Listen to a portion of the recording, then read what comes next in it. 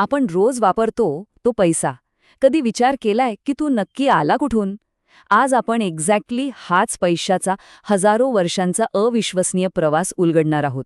आणि ऐका, ही काही फक्त नोटा आणि नाण्यांची गोष्ट नाहीये. ही तर आहे मानवी कल्पकतेची एक जबरदस्त कहाणी. चला तर मग सुरुवात करूया. 1 मिनिटासाठी विचार करूया.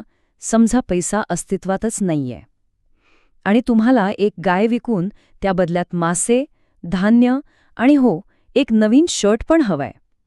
पण गंमत बघा, ज्याला तुमची गाय हवीय त्याच्याकडे द्यायला फक्त मासे आहेत. काय गोंधळ उडेल नाही का? बस, अगदी असंच होतं पैशाशिवायचं जग, म्हणजे वस्तुविनिमयाचं जग. आणि याच प्रचंड गोंधळातून पैशाची गरज जन्माला आली. तर मग आपल्या या प्रवासाचा पहिला थांबा आहे वस्तू विनिमय पद्धत. म्हणजे काय? तर वस्तूंच्या बदल्यात वस्तू देणं घेणं. एकदम साधं वाटतं ना, पण यात एक इतकी मोठी अडचण होती की ज्यामुळे एका नव्या क्रांतिकारी शोधाची ठिणगी पडली. यातली सगळ्यात मोठी आणि गमतीशीर अडचण होती गरजा जुळून येण्याची. म्हणजे कसं, शेतकऱ्याला मासे तर हवेत, पण मच्छीमाराला त्याचं धान्य नकोय. त्याला लोहाराकडनं काहीतरी हवंय आणि लोहाराला तर तिसरंच काहीतरी पाहिजे. म्हणजे बघा, प्रत्येकाला हवी असलेली वस्तू समोरच्याकडे असणं आणि समोरच्याला आपली वस्तू हवी असणं, हा योगायोग जुळून येणं म्हणजे जवळपास अशक्यच होतं. आणि यामुळे साधेसुधे व्यवहार करणं सुद्धा एक मोठं दिव्य होऊन बसायचं.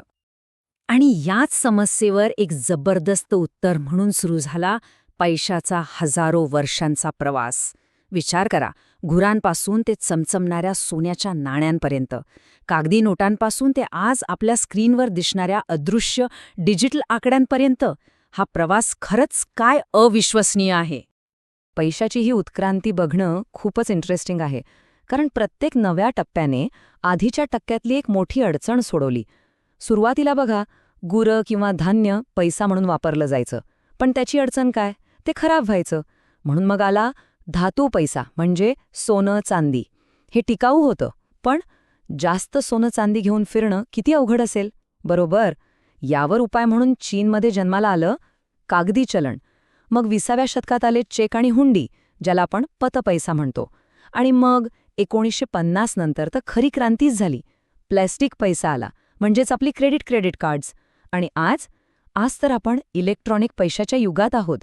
आकडे फक्त एका स्क्रीनवरून दुसऱ्या स्क्रीनवर जातात आणि झालं काम. बरं, आजकाल आपल्याकडे फक्त नोटा आणि नाणी नाहीत, बरोबर? अनेक प्रकारची आर्थिक मालमत्ता आहे. पण ह्यातला खरा पैसा कोणता आणि पैशासारखा कोणता, हा फरक समजून घेणं खूप खूप महत्वाचं आहे. या दोन्हींमधला फरक खरं तर अगदीच सोपा आहे. पैसा म्हणजे काय? तर आपल्या पाकिटातल्या नोटा. त्या आपण लगेच कुठेही वापरू शकतो. यालाच अर्थशास्त्रात म्हणतात लिक्विडिटी किंवा तरलता. पण एक गोष्ट आहे, या नोटा पाकिटात पडून राहिल्या तर त्यावर काही व्याज मिळत नाही. याच्या अगदी उलट आहे सध्वश पैसा. उदाहरणार्थ, बँकेतली आपली मुदत ठेव म्हणजे FD, ती आपण थेट दुकानात वापरू शकत नाही. आधी बँकेतून काढावी लागते, पण त्यावर आपल्याला व्याज मात्र मिळतं. म्हणजे बघा, निवड कशात आहे? तात्काळ वापराची सोय विरुद्ध उत्पन्न मिळवण्याची संधी. तर मग मुद्दा काय आहे? मुद्दा हा आहे की अर्थव्यवस्थेसाठी हे दोन्ही प्रकार तितकेच महत्त्वाचे आहेत. आणि म्हणूनच देशाची मध्यवर्ती बँक म्हणजे आपली रिझर्व्ह बँक ऑफ इंडिया जेव्हा व्याजदर ठरवते किंवा आर्थिक धोरणं आखते, तेव्हा तिला फक्त चलनातल्या नोटांचा विचार करून चालत नाही. तिला या सदृश पैशाचा सुद्धा विचार करावाच लागतो, कारण ह्या दोन्हींच्या संतुलनावरच संपूर्ण अर्थव्यवस्थेची स्थिरता टिकून असते. चला, आता पैसाकडे बघण्याचा एक थोडा वेगळा अँगल पाहूया. पैसा हा साठा आहे की प्रवाह?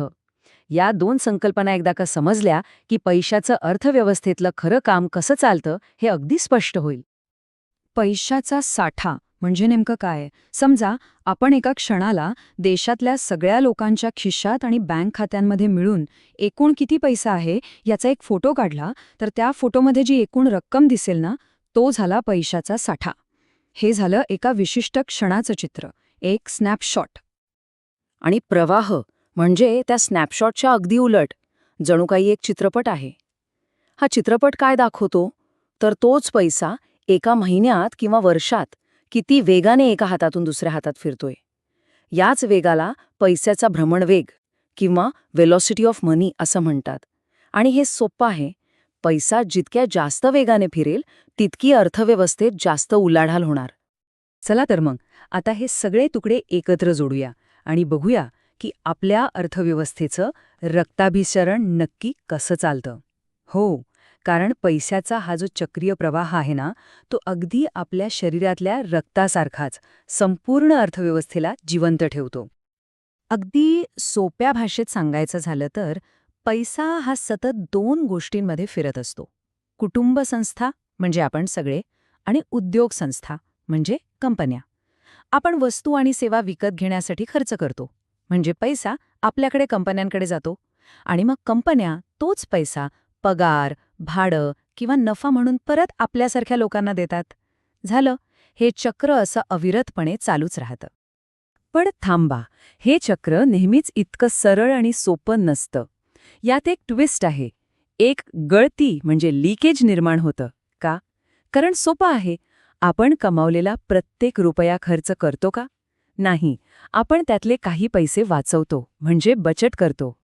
ही जी बचत आहे तीच म्हणजे त्या चक्रीय प्रवाहातून बाहेर पडलेली गळती किंवा लिकेज. पण गंमत बघा, हा गळलेला पैसा वाया जात नाही. हाच पैसा बँकांसारख्या संस्थांमार्फत उद्योगांपर्यंत पोहोचतो. उद्योग तो पैसा कर्ज म्हणून घेतात आणि नवीन मशिनरी किंवा कारखाने उभारण्यासाठी गुंतवतात. आणि हीच गुंतवणूक म्हणजे त्या प्रवाहात परत टाकलेलं एक इंजेक्शन. आणि ह्याच गळती आणि इंजेक्शनमुळे अर्थव्यवस्थेचं इंजिन धावत राहतं. आणि कोणत्याही अर्थव्यवस्थेच्या चांगल्या आरोग्यासाठी ही गळती आणि हे इंजेक्शन यांच्यात संतुलन असणं हे सगळ्यात महत्त्वाचं आहे. खरं सांगायचं तर हे संतुलन साधणं म्हणजे एका तारेवर चालण्यासारखी कसरत आहे. आणि हेच काम आर्थिक धोरण ठरवणाऱ्यांसमोरचं सर्वात मोठं आव्हान असतं. वस्तुविनिमयापासून ते आजच्या एका क्लिकवर होणाऱ्या डिजिटल ट्रान्सफरपर्यंत पैशाचा हा सगळा प्रवास म्हणजे मानवी गरजेतून लागलेल्या अफलातून शोधांची कहाणी आहे. पण हा प्रवास इथेच थांबलाय असं वाटतंय का? अजिबात नाही. मग विचार करा, पुढचा टप्पा काय असेल? क्रिप्टोकरन्सी? की अजून काहीतरी जे आज आपण इमॅजिन पण करू शकत नाही? खरंच विचार करायला लावणारा प्रश्न आहे हा.